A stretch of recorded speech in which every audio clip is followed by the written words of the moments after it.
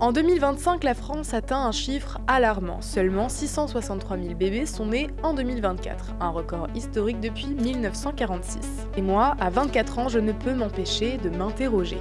Que devient notre identité, notre avenir, notre économie, notre héritage? Ce phénomène naît lentement, comme une tumeur insidieuse qu'on découvre tardivement. Depuis les années 60, la chute du taux de natalité est implacable. Et pourtant, pendant près de 60 ans, ce sujet est délaissé, diabolisé, par certains perçu comme réactionnaire, raciste, car reposant sur le grand remplacement. Aujourd'hui, des jeunes renoncent à faire des enfants. D'autres cherchent des solutions.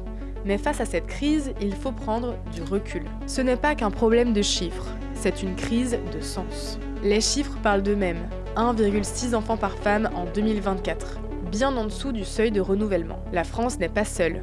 Tout l'Occident est touché. Si cette tendance continue, c'est le risque d'un suicide démographique. Les causes, tout un débat. Les médias de gauche évoquent pauvreté, inégalité, écœurement face à un système qui ne soutient pas les familles et les femmes. Ceux de droite insistent sur la fiscalité, le logement, les valeurs traditionnelles. Mais à force de s'opposer, qui regarde vraiment la réalité? Nos gouvernements ont-ils vraiment agi pour inverser la tendance? Ce n'est pas une affaire d'idéologie. La démographie, c'est une question de long terme, de société, de choix communs. Il faut une stratégie globale, cohérente et durable. Mais comment encourager les familles? Quelle politique pour soutenir la parentalité?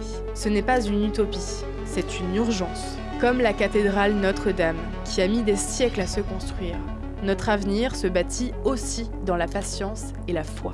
Faire des enfants, ce n'est pas seulement un acte personnel, c'est un acte d'amour, de confiance en l'avenir. Chaque pierre compte. Nos actes, aussi silencieux soient-ils, façonnent la grande œuvre de notre société.